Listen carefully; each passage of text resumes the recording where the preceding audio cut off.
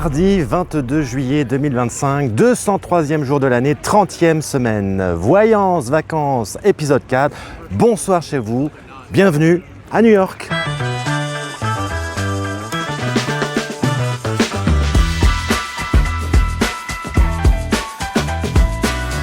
Bienvenue pour ce 4e numéro de votre émission de Voyance en vacances. C'est votre module d'été de l'émission Voyage Voyance que vous retrouvez chaque mardi pendant une trentaine de minutes à 19h et ce jusqu'au 12 août. Dans un instant, j'accueillerai ma chère Gaia Minkella.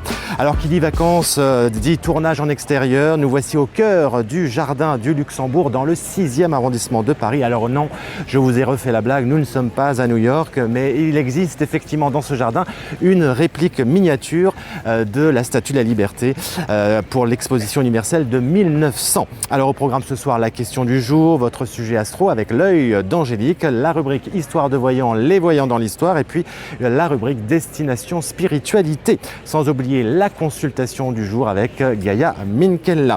voyagevoyance.tv@gmail.com, c'est le mail si vous souhaitez nous écrire. Nous sommes diffusés sur YouTube, c'est la chaîne Voyage Voyance TV et les replays disponibles sur Facebook, Instagram et TikTok. N'hésitez pas à vous abonner et à nous laisser des commentaires.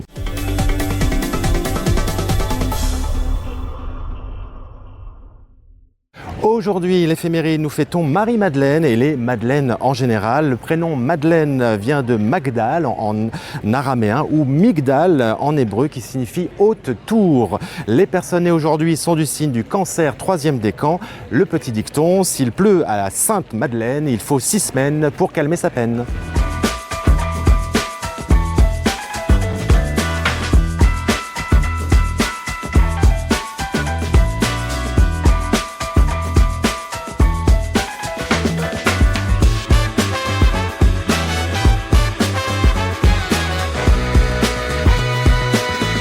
Alors le jardin du Luxembourg a été créé en 1612 à la demande de Marie de Médicis, reine de France et de Navarre, pour accompagner le palais du Luxembourg, siège du Sénat, palais qui appartenait à François de Pinet-Luxembourg, qu'il avait fait construire et y avait habité quelque temps auparavant. Pinet-Luxembourg n'a d'ailleurs qu'un lointain rapport avec le duché de Luxembourg. Le jardin s'étend sur 23 hectares, 21 ouverts au public et on y trouve une flore variée, des arbres remarquables, certains datant du début du 19e siècle, d'autres du 17e, de nombreuses allées permettant la promenade et la flânerie. Il y a également un rucher, 2 fontaines, des bassins d'eau, un kiosque à musique, un théâtre de marionnettes. On y trouve également des sculptures et 102 statues qui peuplent les allées et les avenues représentant les artistes de l'époque. Le périmètre du jardin est délimité par des grilles qui permettent chaque année de découvrir 2 expositions de photographie d'une durée de 4 mois. Bonsoir Gaia. Comment ça va, Ça va et vous? Très bien. Bon, je suis ravi de vous retrouver pour ce numéro 4 de notre émission Voyage Voyance. Non. Vacances. Voyance Vacances. C'est le format court d'été de Voyage Voyance, justement. Avec un beau soleil, Ben oui. une chaleur tropicale, on n'en peut plus. Ah ben oui. Tout va bien? Tout va bien sinon. Bon, alors, le jardin du Luxembourg, oui, Ah bah oui, magnifique. c'est magnifique. Alors, il a été désigné comme étant le plus beau jardin d'Europe et 3e plus beau jardin du monde en 2022. Ah, à ce point-là. Ah ça À ce point-là. Ouais, regardez, c'est quand même magnifique. Je pensais que c'était le jardin début de Chaumont. Ah, il est pas mal, non? Il est Mais pas non, mal aussi. c'est Ah quand non, même c'est le celui-ci Luxembourg. qui a eu un prix, voilà. Magnifique, hein. On a des beaux endroits à Paris, des beaux parcs. On va les déambuler dans les On années. va aller se promener après. Hein.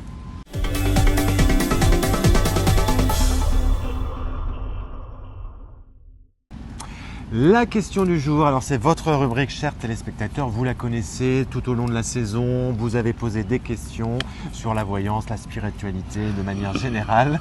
Et cet été, nous refaisons un point sur toutes les questions, Oui. enfin sur de nombreuses questions, et il y en a des nouvelles. Et ça tombe bien parce que ce soir, il y en a une inédite. Ah, tant mieux, ça, Ah bah ça oui. m'intéresse. Alors, quelles questions peut-on se poser? Alors il y a quelques questions qui sont revenues concernant des marabouts. Vous voyez, voilà, quand les gens se font, d'après eux, envoûtés. Marabout de ficelle. Marabout de ficelle, c'est ça. Alors, dois-je consulter un marabout ou un voyant pour me faire désenvoûter? Alors, est-ce que la question déjà peut paraître un peu particulière, un peu loufoque, mais c'est sérieux.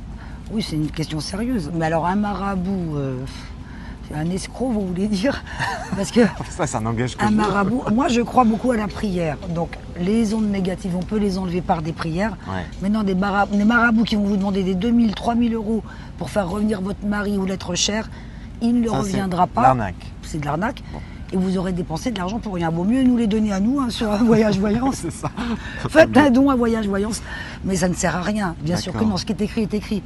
Donc les marabouts, il faut arrêter de penser que ça peut changer votre destin. C'est des escroqueries tout Mais simplement. alors, le fait, est-ce que les gens ressentent une sorte d'envoûtement? Qu'est-ce que ça veut dire d'ailleurs, Alors, être envoûté? Ce n'est pas Ou être possédé envoûtement. peut-être? Non, c'est encore autre chose là. C'est encore autre chose. Je pense que les gens qui ont une série de malheurs, bah, comme ça arrive à tout le monde, on peut avoir une série dans la vie, Ouais. on les collectionne comme on dit, hein, ça ne s'arrête pas, on n'a que des ennuis, que des ennuis. Oh, c'est que forcément on m'a marabouté. Ben non, c'est que c'est ton destin, tu dois passer par ces épreuves-là et tu dois les dépasser. Donc inutile d'aller voir un marabout, ça ne changera rien. Si, vous serez- Pour le compte en banque du marabout, ça change. Voilà, et pour vous aussi, parce que vous serez un peu plus pauvre. Et voilà, c'est ça. Bon, Donc non, on ne va pas voir quelqu'un pour ça, surtout pas. d'accord, on vient vous voir pour une question Oui. plus sérieuse. Plus sérieuse, même une voyante, hein, parce qu'il y a des voyantes aussi Oui, c'est ça, je disais marabout ou voyant, parce qu'il y en a qui vont voir aussi des voyants Oui, oui. pour se faire désenvoûter. qui vous prétendent faire revenir l'être cher ou, Ah oui. ou vous désenvoûter moyennant quelques sous, parce qu'elles ne font pas ça généreusement. Ah bon, bah, C'est bizarre, incroyable. ça. Donc il ne faut pas tomber là-dedans, hein, surtout Bon. pas. Et ben voilà, c'est pour cette question inédite, la question du jour.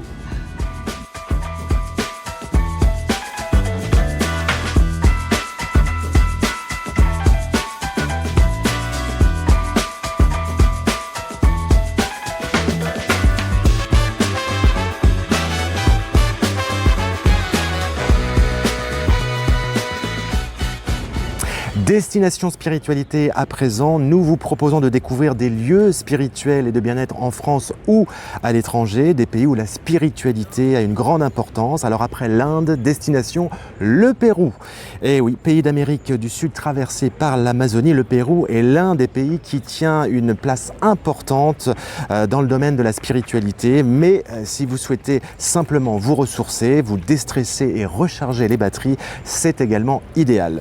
Vous y découvrirez plusieurs sites, notamment la vallée sacrée des Incas, avec l'ancienne cité du Machu Picchu.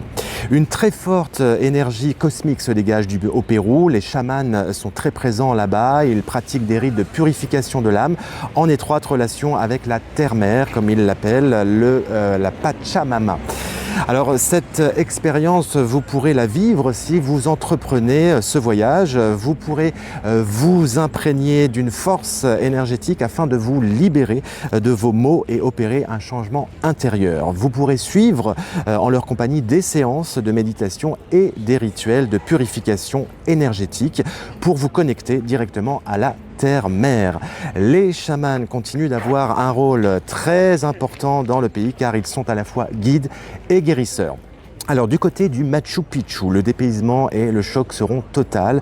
Machu Picchu signifie vieille montagne en langue quechua. La construction du site remonte au XVe siècle pendant la période Inca, sanctuaire religieux à l'époque de l'empereur Pachacutec, puis un refuge pour les Incas de Vilcabamba pour résister aux conquistadors espagnols.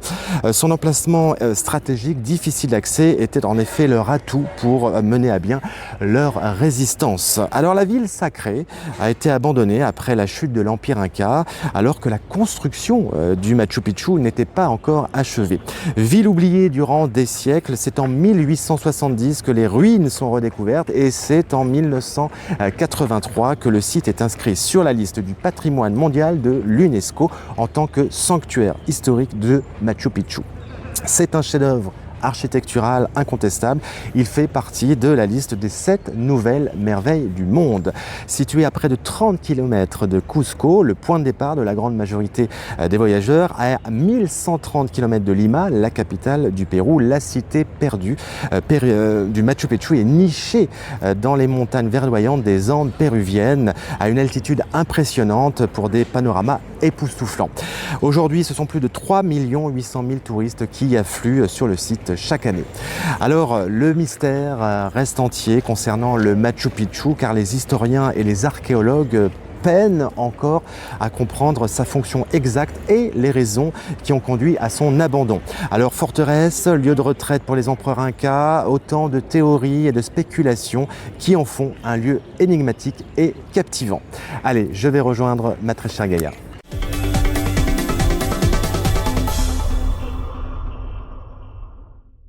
Et nous sommes toujours au jardin du Luxembourg. Agréable promenade et surtout agréable pour passer un coup de fil. On est tranquille, on est tranquille. C'est l'appel du jour. Voilà. La consultation. Allez, je compose le numéro. Et c'est donc la consultation du jour. Est-ce que nous allons avoir quelqu'un? Normalement, oui. J'espère, hein, parce C'est inscrit. pour un appel quand même. Oui, bonsoir, bienvenue. Vous êtes dans l'émission Voyage Voyance. Bonsoir. Quel est votre prénom? Frédéric. Frédéric, bienvenue Frédéric. Alors Frédéric, Gaïa est avec moi Oui.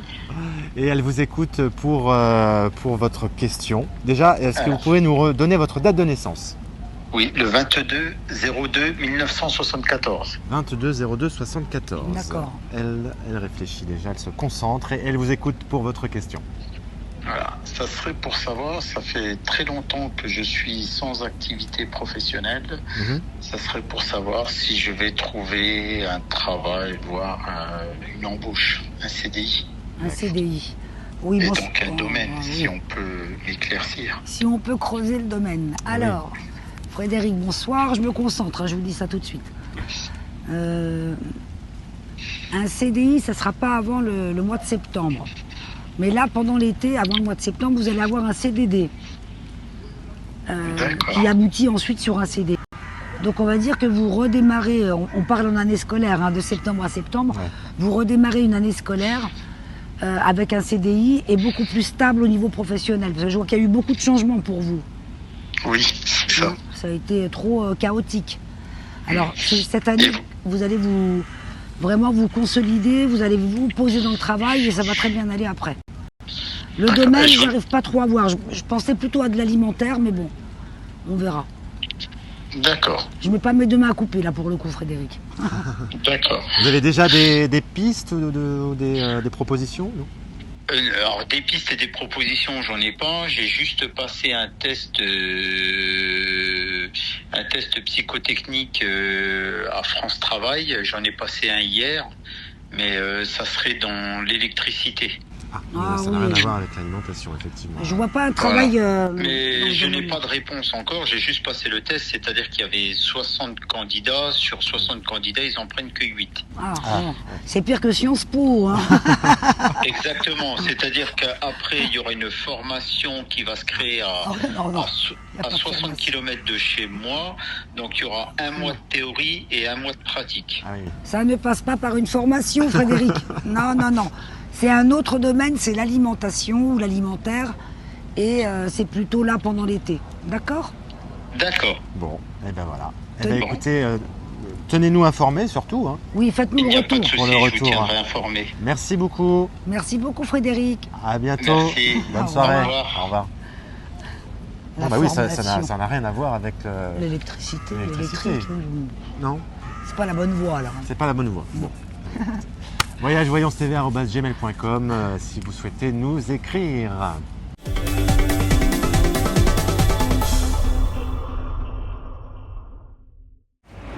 Histoire de voyants, les voyants dans l'histoire. Alors ce soir, intéressons-nous au destin de Gabriello Simeoni, né le 25 juillet 1509 et mort à Turin vers 1575. Écrivain, poète, historien, militaire et astrologue italien. Il écrit en italien, en latin et en français.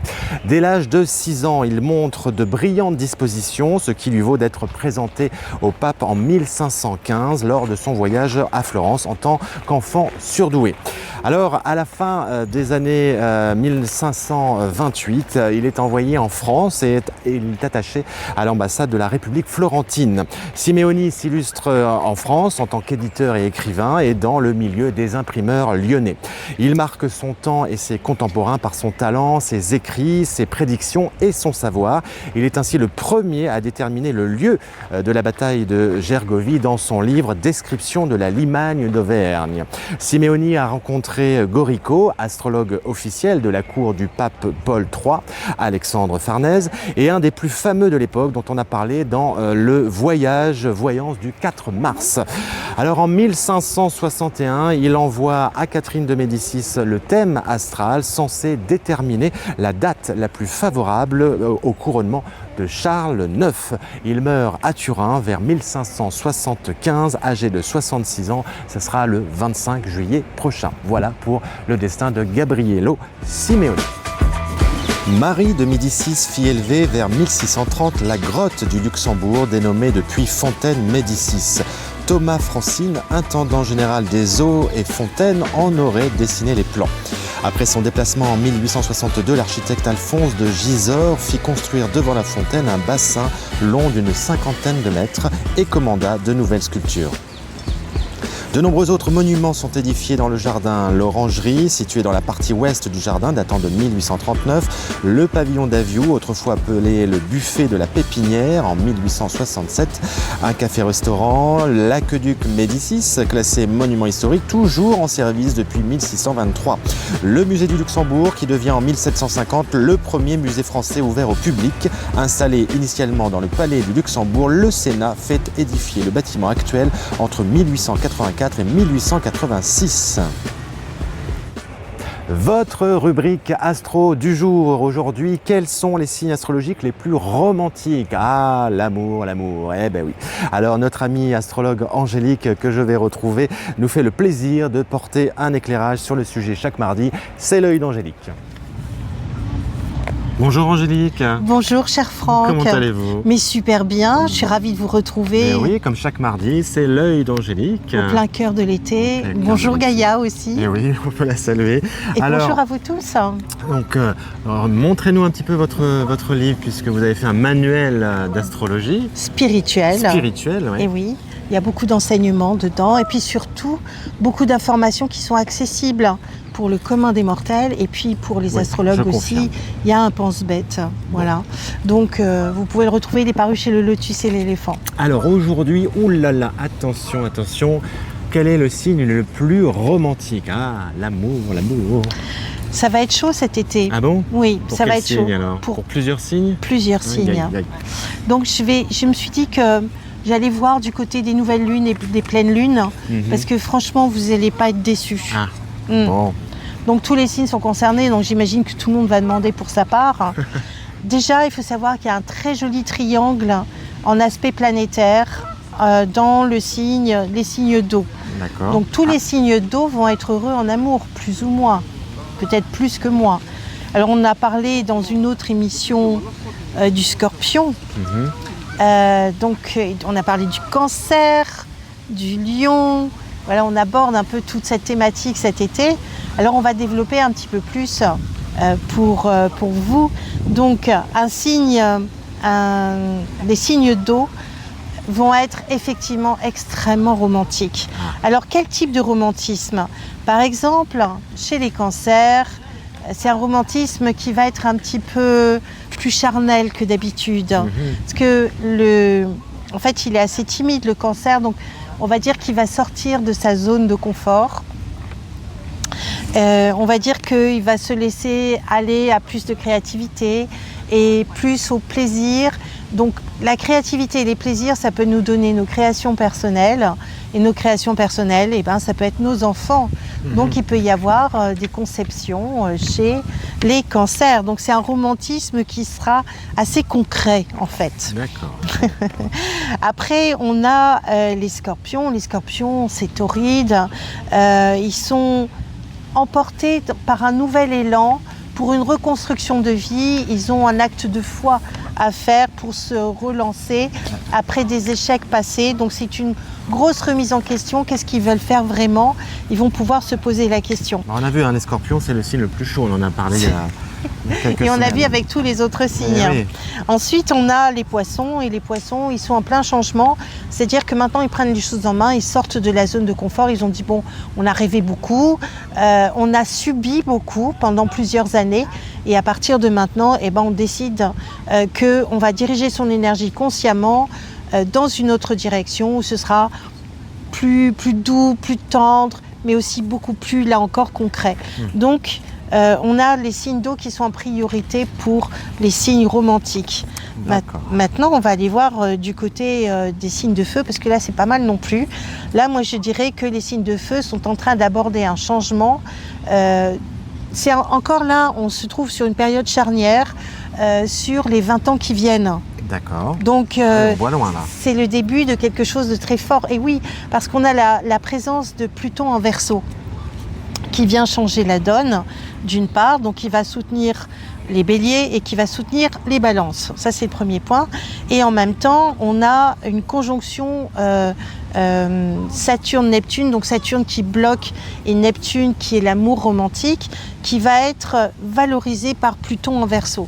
Donc il y a une transformation heureuse, originale, totalement anticonventionnelle, ou en tout cas totalement décomplexée. D'accord. Si jamais certains béliers étaient timides, ce qui m'étonnerait, pourquoi pas, ce ne sera pas le plus romantique, mais il y a des opportunités extraordinaires, parce qu'on a Mars. Mars, c'est le symbole de l'amant. Mars, c'est aussi la sexualité, d'une certaine façon. Et bon, Pluton aussi, puisque c'est maître du Scorpion, il est en Verseau, qui est un signe cérébral d'ailleurs. Donc on a le signe le plus chaud du zodiaque, le Scorpion, dont le maître est Pluton. Et donc Pluton est très chaud en fait, dans le signe le plus cérébral en Verseau. Donc ça va être intéressant de voir comment la sexualité va être vécue peut-être de manière platonique. En tout cas, il y a un changement dans les mœurs affectives. Et donc Mars en Lion, et puis après en Vierge, ça va nous donner une hésitation qui va passer d'abord par la communication. Donc il peut y avoir amis, amants, ennemis, et que finalement ça va faire comme un peu dans les dramas sud-coréens où après pas mal de disputes et d'embrouilles et on se bouffe le nez pour arriver à quelque chose d'un petit peu plus heureux en fait. En tout cas, ça va être dynamisant. C'est comme tu vois quand tu vas dans la salle de sport, tu mets des poids sur les machines pour te renforcer au niveau de la musculation. Eh bien, les béliers vont avoir fort à faire pour muscler leurs amours, on va dire. Bon. Donc c'est peut-être pas les plus romantiques, mais en tout cas c'est assez chaud. On a les taureaux. Alors les taureaux, il y a Uranus qui quitte leur signe là au mois de juillet. Ils passent en Gémeaux et c'est un signe qui est favorable. Donc ils reprennent confiance en eux, les taureaux, après avoir été un peu dispersés, un peu secoués. Moi je dirais que c'est pas là où ils vont donner le meilleur d'eux-mêmes. C'est plutôt au sein du couple que la transformation va avoir lieu. Est-ce qu'ils vont rester en couple, pas en couple? Mais en tout cas, les demi-mesures, c'est pas pour les taureaux. Ils vont devoir faire un choix, et en fait un choix qui est posé aussi par une orientation de carrière. Donc ils vont être un petit peu plus réfléchis, on va dire moins spontanés que les signes d'eau. Est-ce que j'ai abordé tous les signes? Je voudrais laisser personne sur le carreau. Les Verseaux, eh bien ma foi, avec l'arrivée d'Uranus en maître du Verseau, Uranus qui arrive en Gémeaux, la maison des amours. Mais alors, c'est l'explosion des cinq sens. Et là, je pense que c'est carrément orgasmique intellectuellement. Vous allez trouver votre âme sœur. C'est pas possible autrement. En tout cas, il y en a pour un bon moment, ne serait-ce que pour minimum entre 7 ans et 20 ans. C'est plutôt encourageant. Bon, ça va. Oui, ça va. C'est un été charnière avec des grands changements. C'est une année assez exceptionnelle où quand même, sur tous les signes, les 12 signes, mais les 10 planètes changent de signe, excepté le Pluton qui est passé en Verseau le 20 novembre 2024. Et sinon, tous les autres changent de signe. Donc, c'est une espèce de jeu musical, de chaise musicale. Mais en fait, il y a les mêmes chaises, mais elles ne sont plus au même endroit.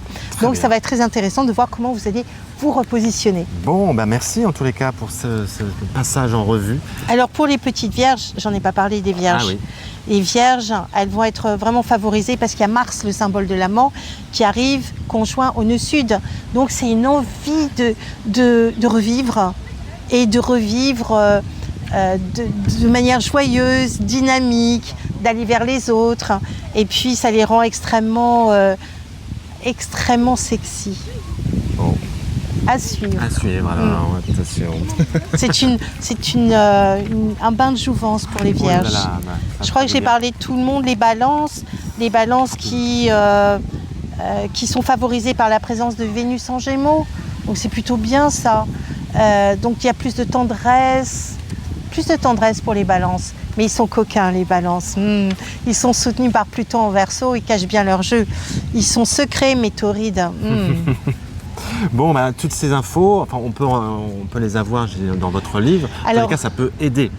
Mon livre peut donner des informations pour comprendre les signes, mais sinon les infos, vous pouvez les retrouver sur mon site avec moi, angélique.fr. Angélique.fr, et ben voilà. Merci mon cher Franck. Merci ma chère Angélique, et on se retrouve mardi prochain. Oui, avec grand plaisir. Au rendez-vous. Merci. À bientôt.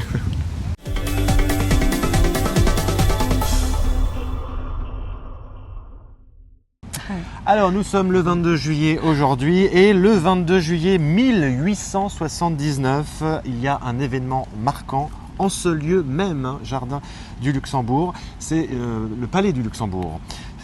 Figurez-vous que le palais du Luxembourg accueille de nouveau le Sénat de la Troisième République après un passage éclair à l'Opéra Royal du château de Versailles. L'événement sera fêté par un feu d'artifice le 14 juillet de l'année suivante, en 1880. Vous voyez, il a fait plusieurs lieux, le Sénat, et vraiment le palais du Luxembourg qui est le lieu principal. Et le 22 juillet également, nous fêtons les Marie-Madeleine. Ah, mais alors, c'est pas la même année. Ah, c'est pas la même année, bien sûr. Non, Marie-Madeleine, appelée aussi Marie la Magdalène, Oui. dans les évangiles, c'est comme ça qu'on l'appelait, disciple de Jésus de Nazareth, qui le suit jusqu'à ses derniers jours. Importante figure du christianisme, son surnom de Magdaléenne peut signifier qu'elle est originaire de Magdala, une ville de Galilée. Alors Marie-Madeleine, vous connaissez? Ah bah oui, bien sûr, je connais. Ça vous bien. inspire? J'adore Marie-Madeleine. Ah oui. Je n'aime pas que les Madeleines. Non, Marie-Madeleine, c'était une figure très importante. Effectivement, ça a été, je pense même, une des apôtres les plus solides. Oui. Parce que c'était un apôtre de Jésus, finalement. Oui. Et c'est elle qui est témoin de la résurrection du Christ, surtout. Ouais. Et donc oui, on l'a pris beaucoup, Marie-Madeleine. Pour les causes perdues. Ah oui. Il n'y a pas que Sainte-Rita, il y a Marie-Madeleine aussi. Ah oui, voilà. Donc c'est aujourd'hui, sa fête. Alors prier pour ce jour-là, c'est très bien. Bon, très bien. Et le 22 juillet 1826, Giuseppe Piazzi, vous connaissez, c'est un astronome, mathématicien et prêtre théatin italien. Alors les théatins, ou l'ordre des clercs réguliers, est un ordre religieux de droit pontifical constitué de clercs réguliers. Son nom provient de la ville où il a été fondé, Théâtre, qui en latin signifie Chieti. Enfin, ça s'appelle Chieti, c'est dans la région des Abruzzes. Vous connaissez la région des Abruzzes en Italie? Non, moi non plus. Je ne connais pas grand-chose en fait. Alors Giuseppe Piazzi a créé l'Observatoire astronomique de Palerme, découvert l'astéroïde Cérès, qui est la plus petite planète naine du système solaire située entre Mars et Jupiter. Et il a aussi démontré le mouvement relatif des étoiles par rapport au Soleil. Donc quelqu'un de quand même très important. Il est mort donc le 22 juillet 1826. Bon. On termine avec vous avec la citation. Alors, vous êtes prête? J'attends avec impatience. Alors c'est René Descartes. René Descartes, le fameux René Descartes. Alors attention, ce n'est pas assez d'avoir l'esprit bon, mais le principal est de l'appliquer bien. Il a raison. Ah, il a raison. Il a raison aussi. Bah oui, parce que c'est facile d'avoir des idées positives, mais si tu ne l'appliques pas, c'est comme la charité. Ah oui. Si vous ne l'appliquez pas au quotidien, ça ne sert à rien. Bon. Non, il est bien, on va le garder. Merci Descartes alors. C'est dommage qu'il soit parti. Ah bah oui, mais... Il était bien. Merci Gaïa. Merci Franck, à vous. À mardi. À mardi. Nous terminons notre émission avec le palais du Luxembourg devant lequel nous sommes. Alors c'est le siège du Sénat depuis le 25 décembre 1799, la chambre haute du Parlement français comme on l'appelle aussi. Alors il y a eu plusieurs noms avant de conserver définitivement Sénat en 1958, très beau monument d'ailleurs. Alors le palais a été construit au début du XVIIe siècle à l'initiative de Marie de Médicis avec la salle des séances en hémicycle pour accueillir notamment les sénateurs, la salle du livre d'or ainsi que des salles de conférences, une chapelle, une bibliothèque et à proximité du palais, l'hôtel du Petit Luxembourg, la résidence du président du Sénat.